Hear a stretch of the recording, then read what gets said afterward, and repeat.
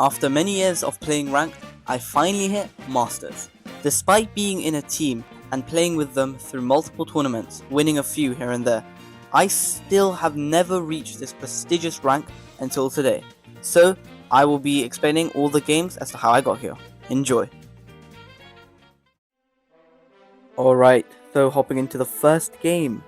Let me tell you a little bit about the draft, because I excel at the draft, not to blow my own trumpet or whatever the phrase is.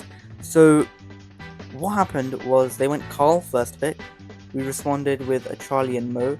Now, I don't like the Charlie because I feel like Charlie would get too easily countered by Carl, especially since he has all these walls to work around with, and he can pierce through all of Charlie's spiders. But for some reason, the enemies went Griff and Shade, which have no synergy with each other at all. So then I went a Willow last pick, and you might be a little bit confused, like, oh, Griff is there to break walls, and Shade is there which counters throw-ins, and Willow's a thrower. And yeah, normally that would happen. But the thing with Willow is, you can make her work against a Griff and a Carl, because they don't have the best range, so you can still kind of play at their range, even when the walls are down. And as for Shade, Willow is gonna get super before Shade.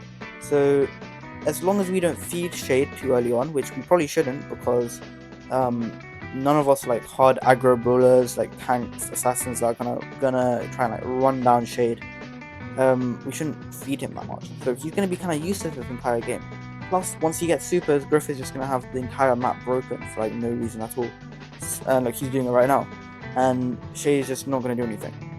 So let me talk a little bit about the gameplay now. I was just trying to stay behind these indestructible walls, trying to charge up my super, because I knew we could either win with a Mo super or with my super, the Willow super. Mo tries making a play, he doesn't get it, but now I'm in a really dangerous spot. And I see an opportunity to use my hypercharge, my hyper super, I get it. I try get that little crack, it's horrendous. I missed completely, I don't know what I was doing, and Shay just ends up killing me.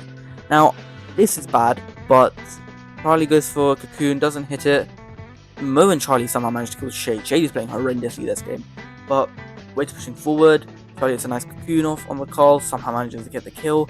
And honestly, their team has no synergy at all, whereas we have so much synergy.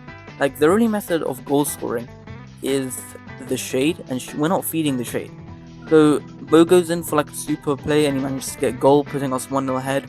And honestly, with 15 seconds left, we are never going to lose this. Shade hypercharges, and both my teammates end up going down, so I'm here, but I managed to charge on my super, get the ball, clear it, and pull off a nice little 1v2 defense, and that wins us game 1. Let's go to game 2.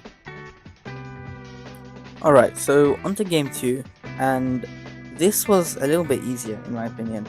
Like, I think what happens in most games, like, the enemies, like, if you lose, and you have to change your playstyle, right? And if that doesn't work, then you end up becoming like really tilted, and it's just generally really annoying to have to kind of deal with all that. So it was a much easier time for us to actually push up the map.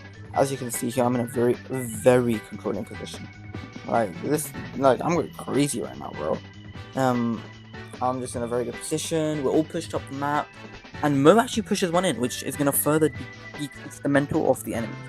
So I already have my hypercharge. Charlie has a hypercharge. Shay does have super, but it doesn't matter because we have a Willow super on our side, and Shay's just gonna sitting around there doing absolutely nothing. And now I'm here trying to get some cracks. Charlie gets a nice cocoon, and we're about to win this game. Look at this. There's nothing they can do. Charlie just pushes up. I mind control the Griff. Charlie gets the goal, and we are now 1 game off. After this game, I was actually 3 elo, I believe, off Masters. So let's hop right into the last game. Alright, the last game to Masters. I was actually playing against my friend. His name's RS George. I only know him in game, but he's a pretty chill guy.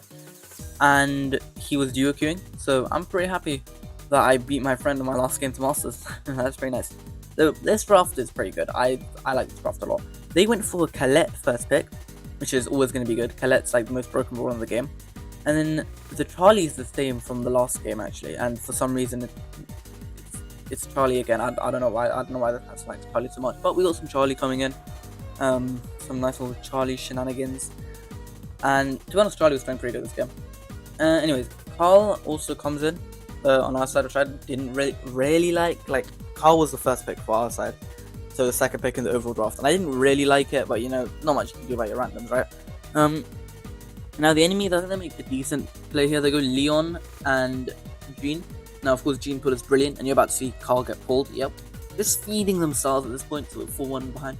And I went for a nice little last pick of Penny. Now I like Penny a lot because Leon struggles against spawnables. That's why Ruffs is generally considered a really good kind of counter pick into the Leon, because if Leon tries to jump you while he's invis, just pop your sandbags and Leon won't be able to kill all of them. That's why Ruff's really good, and I picked Penny for the same reason. She has her gadget and her kind of turret. Now that's also pretty good into Jean. Penny's considered like a kind of counter, like a pseudo counter into Jean, especially in gem grab. If you look at like games such as like double swoosh or something, pros pick Penny quite a lot to counter out the Jean and kind of contest in mid. Yeah, see, that's the reason why Colette was the first pick there, because of how broken she is. But yeah, additionally, her turret is going to be really annoying because they don't have any aggro. The only aggro they have is Leon, and there is no way that Leon is wasting an entire invis super just to kill a turret. So as you can see in that first round there, that was a pretty nice win. We did kind of sell at the start, but yeah.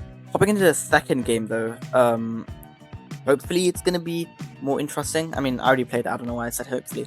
But yeah, I'll stop yapping so you can like, kind of watch. Alright, I'm back to yapping to explain the gameplay. Hopefully you've understood my draft, like kind of analysis, like why I picked what I picked.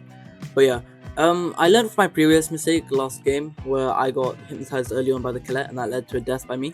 I think it wasn't that early on, it was kind of like decently mid-game. But I've learned from that, and that's why I placed my barrel down preemptively to try and kind of dodge that. Because of course it's not going to dodge the Colette hypnosis, but it is going to like kind of block the attacks. So over here, I'm just trying to keep Leon preoccupied, shooting constantly in the same place over and over. You see Leon has to waste his ammo reveal position just to kill my salty barrel.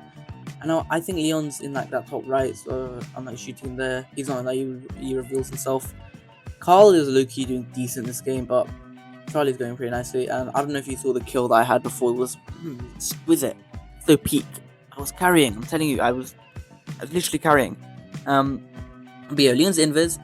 I don't know how to tell my Charlie that Leon's invis, but me and Carl managed to pick up a kill. Kind of a stolen kill by the Carl, but we don't like divulge into like the stolen kills. And right now we're chilling. It's 6-2, 4 stars ahead.